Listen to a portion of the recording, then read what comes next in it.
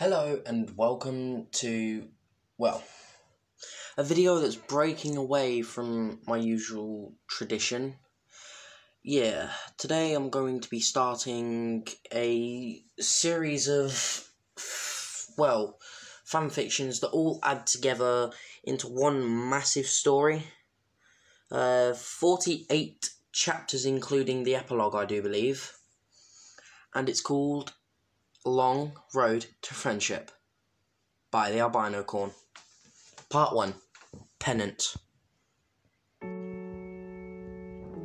Sunset shimmer fell. She didn't know how long she had been falling, nor did she care. She was too lost in her own thoughts to pay much attention to it. Had she taken things too far? Kidnapping a dog, brainwashing the students of Canterlot High, attempted murder. Part of her wanted to say yes, she had gone too far with that last one. She wasn't a murderer. She had also said she wasn't a monster, but the demon she had been just moments before proved otherwise. Did she feel any regret for her actions? Why should she? The crown should have been hers in the first place. She should have ruled Equestria. She should have been a princess, not perfect Twilight Sparkle. Besides, she, Sunset Shimmer, had lost, hadn't she? Why should she feel any regret? The only thing she regretted was losing. Sunset wanted to scream. It wasn't fair. It just wasn't fair. She had taken the element of magic and wielded its tremendous power. Yeah, she had turned into a demon, a part that still unnerved her when she thought about it, and the pain she had endured during her transformation, but she had gained ultimate power, even if it was just for a short while. She still managed to lose nonetheless, beaten by Twilight Sparkle and her miserable friends, shot down by the elements of harmony. Now she was falling through a white limbo. It was bright and surprisingly warm, and around her she could hear almost a heavenly hum, like the most talented singer in existence was warming up their voice. Hearing it strengthened a small piece of regret sitting deep in her heart. Had she been wrong? Was there really some worth behind friendship? Some unknown majesty she couldn't see? Nonsense. Who needed friends when you could have power? Sunset finally hit something solid, but could see nothing beyond the radiant light. It was as if the light itself had solidified and became an invisible floor beneath her. Hello? Sunset called. It echoed around her, and she clenched her fists at how feeble it sounded. It faded away, and Sunset was left alone with the ominous humming. She had no idea where she was, but she was getting a horrible feeling that she could very well be dead. Can the elements do that? Can they kill someone? She thought. As the humming grew louder, memories of cruel words spoken and actions taken began to drift through Sunset's mind, making her heart heavy with unwanted regret. Amidst the hum, she thought she could hear a faint beating noise, like a drum. Realizing that the drumbeat was getting closer, Sunset spun around and nearly screamed at what she saw. In front of her was a black and feeble heart. Not the kind that beat in her chest and kept her alive, but the one so often used to symbolize love. It pulsed at such a slow rate, Sunset thought it might stop at any moment. Red cracks ran across the surface, looking like rivers of magma across an ash-covered field. It was one of the ugliest things Sunset had ever seen. And it is yours, a voice, or rather several voices, said. They surrounded Sunset from every angle and sounded like a heavenly choir. Now she knew the source of the humming. What do you mean, it's mine? Sunset asked warily. Sunset Shimmer, We have seen your heart, and this is it. You rejected friendship for so long, and instead held on to hate. You've been cruel, arrogant, selfish, and power-hungry. This is what your heart has turned into. Sunset took a step back from the blackened heart. So? She cleared her throat, trying to hang on to her false bravado. But standing in front of her heart, even that was fading. I don't need friendship. I've gotten by on my own just fine. Sunset Shimmer, your rejection of friendship and drive for power has nearly destroyed the balance of two worlds. Do you honestly feel nothing? Sunset crossed her arms and turned her nose up, ignoring the tears forming at the corners of her eyes. Why should I? I lost, didn't I? What does it matter what I feel?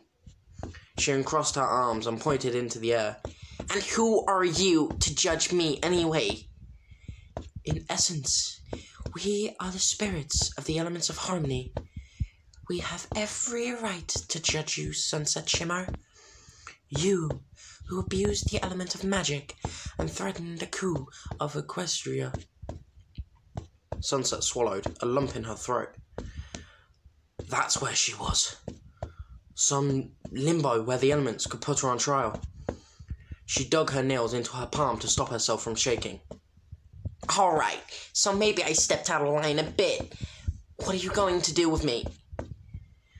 Your heart is one of the bleakest we have ever seen, and you show little remorse for your actions. Even more so, you continue to reject friendship. Well, what do I need friends for anyway? Sunset shouted. They've never done anything for me. They don't serve any purpose. The only thing they're good for is when I need something from them. There was a drawn-out moment of silence before the voices spoke again. Very well, Sunset. If that is how you feel, then our punishment stands as thus. Sunset yelped and grabbed the sides of her head as every memory of her acts of cruelty came flooding in at once. Every time she had used someone, every time she had abused someone, all of her cruel deeds and betrayals came rushing in at once, bringing her to her knees. An image of the demon she had become flashed between each memory, burning itself into the back of her eyelids. She fell onto the unseen floor and began to sob, the pain she had caused so many crushing her black heart into dust. In between the noise of the memories and her sobbing, Sunset could barely hear the spirits speaking. You shall live with our penance until the last shard of hatred leaves your heart, and you learn to truly accept friendship with no thought of self-gain. Until you can learn to love others above yourself, you shall be at their whim and mercy, aiding them whenever they ask for it, and telling them only the truth. The words sounded distant in Sunset's ears, fading away just like the light that had previously surrounded her. She found herself no longer in the realm of the elements. Instead, she was laying face first in the dirt, her clothes tattered and her body covered in scratches and bruises. Raising her head, she saw that she had ended up in a large crater. Twilight Sparkle stood over her on the edge, looking more disappointed than angry. You will never rule in Equestria. Any power you may have had in this world is gone. Tonight, you've shown everyone who you really are. You've shown them just what is in your heart. Sunset began climbing out of the hole, with her stomach rebelling at the sudden movement. Perhaps it was another after effect of being hit with the elements of harmony. She collapsed at Twilight's feet, vision blurred by tears. She had never felt so horrible in her entire life. She hated it. Being forced to relive her past actions had left Sunset with one feeling she thought she would never experience. Remorse. I'm sorry, she cried. I'm so sorry. I didn't know there's another way. The magic of friendship doesn't just exist in Equestria. It's everywhere. You can seek it out. Twilight sighed and turned away. Or you can forever be alone. The choice is yours. But all I've ever done since being here is drive everyone apart. I don't know the first thing about friendship. Twilight knelt down and took Sunset's hand, helping her out of the hole and to her feet. She pointed at the 5 girls standing off to the side. I bet they can teach you. Applejack, Rarity, Pinkie Pie, Fluttershy, and Rainbow Dash all gave her various degrees of smiles, with Pinkie's, of course, being the largest. Really? They'd want to be my friends after everything I've done? After I drove them apart and made them hate each other, they'd give me a second chance? She didn't get a chance to ask Twilight. Everyone had moved along to watch Principal Celestia return the element of magic to Twilight before they all went back to the gym to finish their dance, leaving Sunset alone. Even Snips and Snails seemed to have vanished. Skirting around the crater, Sunset made her way to the demolished entrance of the school building. Part of her was amazed that she had been able to do that. She hadn't cast magic like that since she had been a pony. She leaned against the crumbling stones and sighed. What was she supposed to do now? She looked up at the statue that secretly housed the portal to Equestria. She could run away, escape back home, and live out her life in exile there. No. If she went back, she would chance facing... No. If she went back, she would have to chance facing Celestia's wrath. Sunset had completely disobeyed her by jumping through the mirror, not to mention stealing Twilight's crown. There was nothing left for her there. But there wasn't much left here either. Behind her, she could hear the steady beats of the music Vinyl Scratch blasted out of the stereo system. She could hear the students laughing and talking, enjoying their fall formal. I almost robbed them of that, just to further my own plans. Oh. Sunset groaned and pressed her head against the concrete. Now she knew why she had never felt regret before. It was the worst feeling in the world. From one of the hallways came footsteps and the sound of squeaking wheels. Sunset turned and saw Vice Principal Luna escorting Snips and Snails. With them, they pushed a wheelbarrow filled with bricks, mortar, and push brooms in front of them. Luna stopped and handed Sunset a spade. Well, Miss Shimmer, it looks like you have a long night ahead of you. Jeez, my Luna impression needs work. Most of my impressions do. Sorry, guys. Anyway, on with the story. Sunset gaped at her. You can't seriously expect me to fix all of this? Luna just waved the spade in front of her. Sunset snatched it and growled. Her feelings of regret were slowly eroded away by feelings of annoyance and anger. She watched Luna walk back towards the gymnasium while Snips and Snails began to sweep the steps clean of rubble. Trading the spade for the third push broom, Sunset began to sweep as well, deciding to do the easy work first. She'd only been working for a few minutes when the sound of giggling reached her. Twilight Sparkle and her 5 friends filed out of the gym and headed for the statue. They stopped at the base to trade hugs and exchange one last goodbye. This is my last chance. Sunset looked up at the pale moon. I could run in after her, or...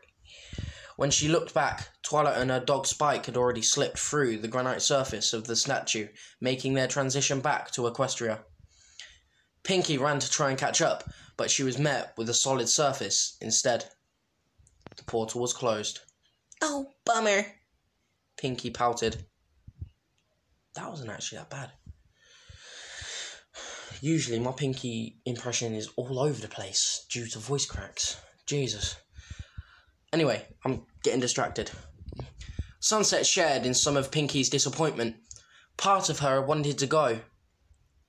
Now she was stuck here for at least another 30 moons. Well, I must say, that certainly was an experience, Sunset heard Rarity say. Yeah, I reckon something like that was once in a lifetime, Applejack said. Do you think we'll ever see her again? Fluttershy asked. Applejack put a hand on Fluttershy's shoulder. Don't worry, Sugar Cube. I'm sure someday she'll come back and visit. If not, we could always go looking for the Twilight Sparkle from this real world, Pinky said, bouncing on her toes. Rarity ran a hand through her purple royal curls. Well, maybe that's not such a good idea, darling. We can't go looking for her and expect her to be exactly like the same. That would be like we're trying to replace her. Pinky stood still and said in a downcast voice, Oh yeah, I guess you're right. That would be kind of mean. But hey, if we run into Twilight Sparkle, we can still try and be her friend, Applejack reassured. We should just let her come to us, though. If it's meant to happen, it'll be. No, if it's meant to be, it'll happen on its own. There was a long pause before Rainbow Dash said, So, what should we do about Sunset Shimmer? Jesus, my Dash voice is... Well, Applejack said slowly, we did promise to try and help her, and I don't go back on my promises. Rarity nodded. Neither do I, but I can't just pretend none of the things she did ever happened. I need time to settle my feelings, especially after tonight. Rarity is right. I want to try and be her friend, but she still scares me. Fluttershy mumbled. Well, I guess it's a good thing school's cancelled next week, seeing as they've got some construction to do. Gives us all a little time to settle down, Applejack said. Yeah, Rainbow cheered. No school for a whole week. Who's down to hang? Woo-woo, me. Pinky frantically waved her hand in front of Rainbow's face. We can hang out just like we used to. It'll be so much fun. What the... Oh, that impression. Sunset watched them walk away, their voices growing fainter as they disappeared into the dark. She leaned against her broom, mulling over her thoughts. Were they really going to try and make friends with her? Sunset wasn't sure if they were admirable or just stupid. She gripped her broom tighter as her feelings of regret finally died away. Her old feelings of contempt and superiority returned. Who said she wanted to be friends with them, anyway? It was their fault she was in this situation. If they hadn't interfered, she'd be in Equestria right now. And besides, they didn't actually want to be her friend. They were just doing a favour for Twilight Sparkle. Twilight Sparkle. Sunset squeezed the broom so hard her knuckles turned white. In the end, it all came down to her, Little Miss Perfect Princess, taking the crown that should have been Sunset's in the first place and leaving her behind to rot in this world. Sunset hated her. With every fibre of her being, Sunset hated her. Hey, Nope, wrong impression. Hey, Sunset! Snip's voice dragged Sunset out of her thoughts. Could you stop standing there and help us? This is gonna take all night. Okay, yeah, I'm not doing any more Snips and Snails impressions. Scratch that, bruv. Jeez. Sunset was about to deliver a sharp retort when she felt a jolt like lightning run down her spine. Almost as if acting on their own, her arms began to move the broom, resuming her sweep up of the rubble. That was weird. Sunset shrugged it off and continued working.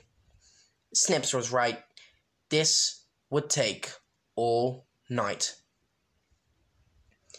Well, folks, that's a pretty intriguing first chapter and a start to a story, despite my breaking off and rambling about impressions. Yeah, that I quite like that. Yeah, that was from Long Road of Friendship by the Albino Corn. Part 1, Penance. Right. I'm not sure whether I should do part 2. Tell you what, you guys let me know what you thought of this fic reading, and depending on the feedback, I might continue doing fic readings, I might not. It's just one of those things, I guess. Right. Considering it is 1:15 and I am absolutely beat, I'm going to leave you all to enjoy the rest of your day, night, whenever you're watching this. Just have a good time. In a bit.